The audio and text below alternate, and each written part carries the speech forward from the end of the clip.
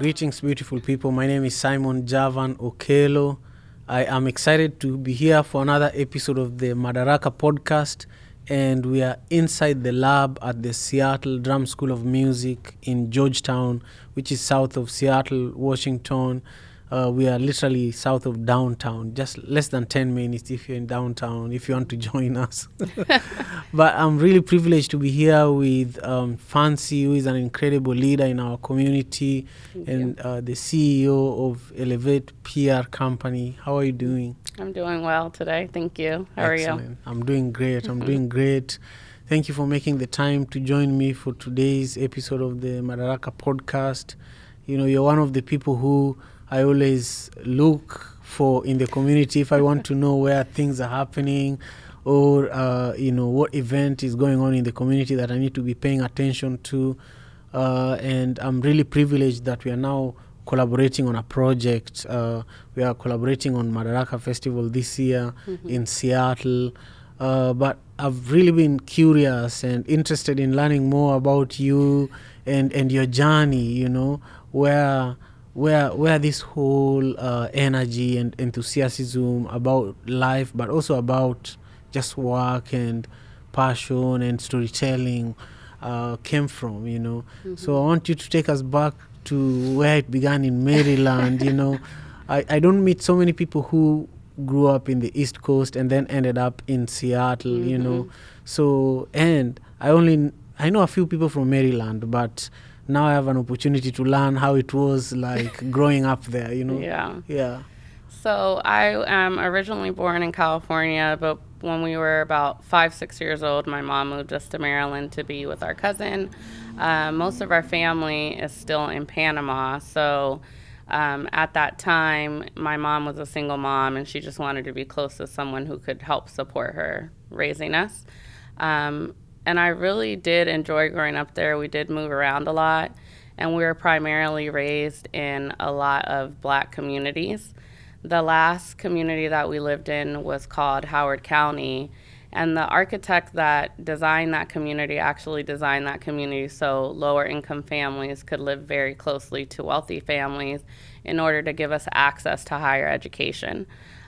So because of that, I feel like I've always had access to what was possible, to what could be, because it was always in our face. And there were so many local Black wealthy communities that I was able to witness doctors and lawyers and professors, and that always instilled, I guess, like a desire to want something greater than what I've come from. Being a child of two immigrant parents, I feel like that drive and that work ethic was always naturally there. I'm sure like being raised by parents who are constantly reminding you of all the opportunities you have here in the States versus what they've had in their country. It's right. It just does something to you, or instills something inside of you that really has pushed me to be able to outwork a lot of the people around me, because I'm very aware of what was sacrificed for us to even be here. Right. Yeah. So I didn't know you're from Panama originally. My mom's from Panama, and my dad is from Mexico. Oh, I didn't know all that. Yeah. You are an international citizen. Yes. Yeah, or a global citizen. Yeah. Yeah. Wow. Yeah. For a while, I was talking to a company in Panama that does vertical gardening.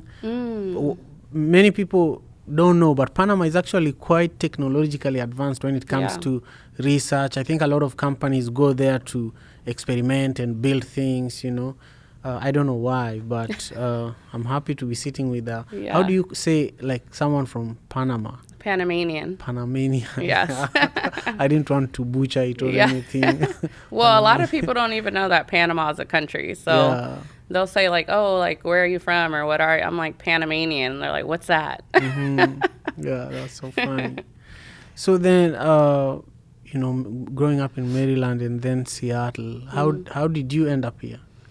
My mom, she moved us around a lot. She originally moved out here for a better job opportunity. Right around the time we transitioned here, she was able to get her green card. And in Maryland, like, not having your papers and being a single mom and working $2 an hour jobs just to support was just not something that was sustainable. Yeah. So she moved us over here for better opportunities. Originally, when I came, I hated it. Yeah. We moved here during the rainy season, so that was really hard to get used to. When we first moved to Washington, I lived in Everett, so the lack of color was something that was hard for me to get used to as well. Yeah. So I actually moved back to Maryland with my family for for like a year and a half. Yeah. But being the oldest girl in my family and having the younger siblings like just calling and crying that they miss me, I came back, and then I ended up starting my family here, and then I just stayed. Yeah. Yeah. Wow. How long ago did you move to the Seattle area? Let's see, my daughter's 13, so like 13 years ago. Yeah. And how has it been raising a child or raising your daughter here? Man, raising a Seattleite as an East Coaster is so very difficult. Yeah. Sometimes I see her picking up these passive-aggressive behaviors, and I'm like, we're not doing that. Yeah. If you have something to communicate, then you just need to be straightforward. Yeah. Because that's how you're going to progress. Just keeping it inside and being fake nicey nice isn't going to work. Yeah. I agree with that. Man, I can relate, because I grew up in Kenya in a very strict family, very hardworking, and we were like a family of hustling people. My mom worked at a local hospital, and she also had a side business. Sometimes she'd be selling by the roadside. Eventually, she started a store that grew, and she became the biggest supplier of milk and bread in our entire city. Wow. So we were all working for her, sometimes distributing milk and bread on bicycles. We were always working, Yeah. Either, you're either in school or working, or maybe you've escaped and you're playing somewhere, and then you're found and you're brought back. Exactly.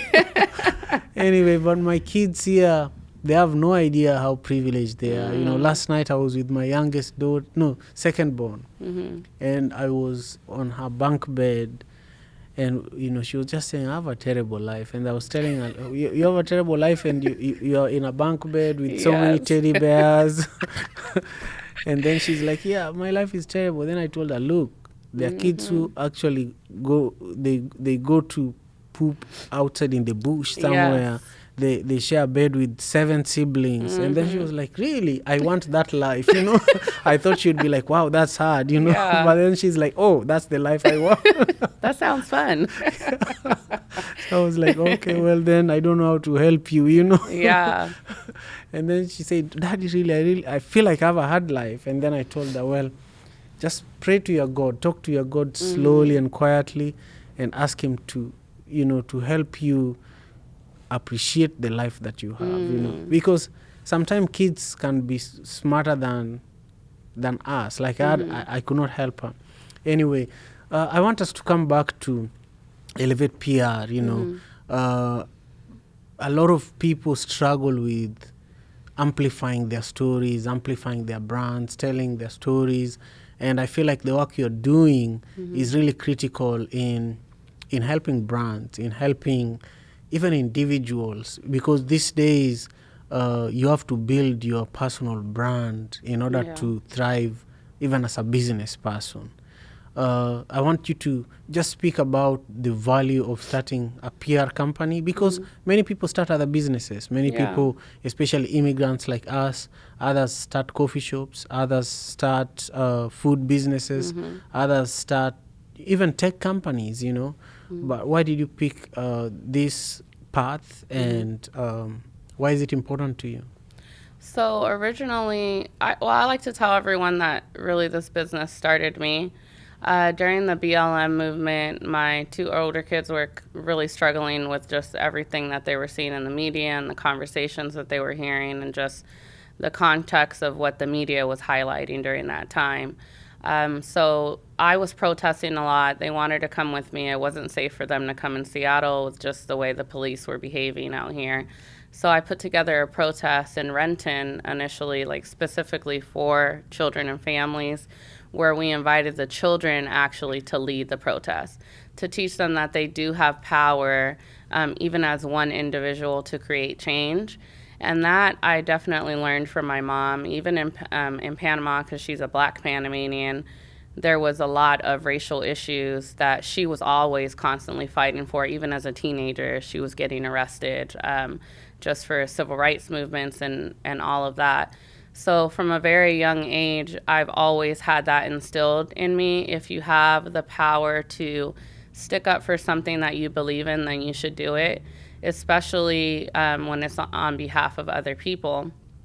So through that, I kind of learned, I guess, like the privilege that I have being an Afro-Latina woman and being light-skinned, and how, like city council members reacted to me, and different people in the community that are in a place of power, as opposed to how they would react to someone who's darker than me.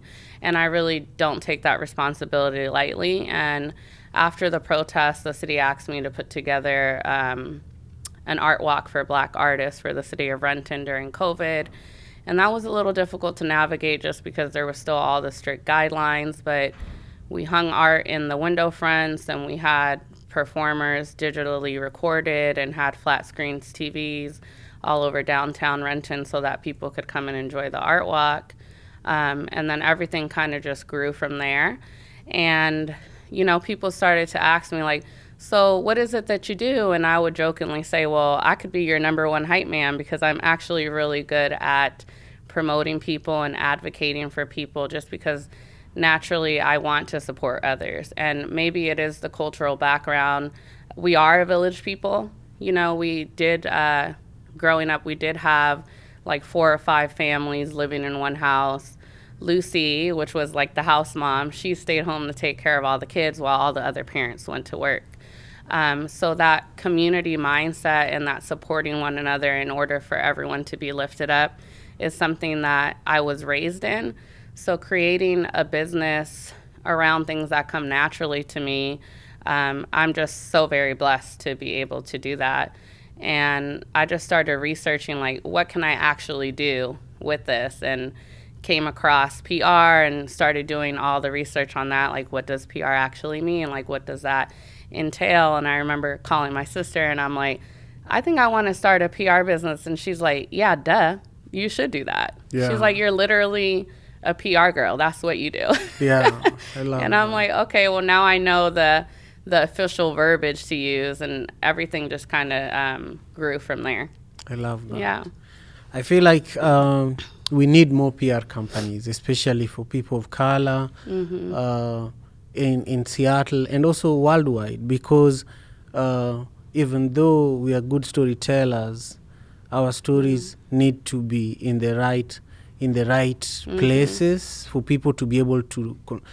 Our stories are products. Absolutely. And if your product is not in the shelf, nobody will know that you have a product. Yep. Our music are products. And so I just feel like the work you're doing is very valuable, and I appreciate you for taking the courage and taking the risk.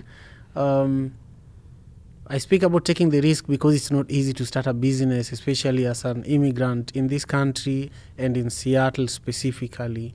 Can you speak about some of the challenges that you've been dealing with as a small business owner, and what can others who are trying to start their own business learn from you?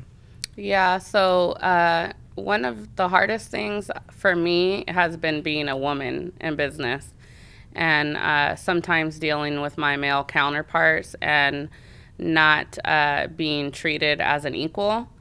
And with that, it's upsetting, but it's like, okay, well, this is how it's going to be, or we're just not going to do business together. And in addition to that, you always have to deal with, because I do work with a lot of city entities, them being a person of color, them wanting to tokenize you in order to push their own agenda, and having to make sure that you're like steadfast in what you believe in and vocal about what's right and what's wrong, regardless of whose feathers you're going to ruffle. And I think that when you have a business that's built on purpose, being on a purpose-driven business, that being authentic to what you believe is very important. Financially, doing grant writing, that's something that I've had to teach myself along the way. I haven't been able to meet any mentors like within the same industry that I've been able to look up to, but I have been blessed with a lot of mentors of just elders of women in business who have really come alongside me and been great about just encouraging me and supporting me. And I think a lot of the time that generational mentorship is something that's missing. Sometimes people our age don't want to listen to our elders, but again, culturally, for me, that's easy. Like, you're my elder, I'm going to respect what you say, and I'm going to heed your word, because with your age comes wisdom and experience that I have not yet had. So why would I start from my place, which is 0, instead of starting from what you already know and taking your words and going from there? Yeah. I love that. Yeah, because their experiences was paid for. It was not free. Absolutely. So instead of paying for those experiences, you could just learn from them, know, make friends, be their mentee, and learn from them. I love that.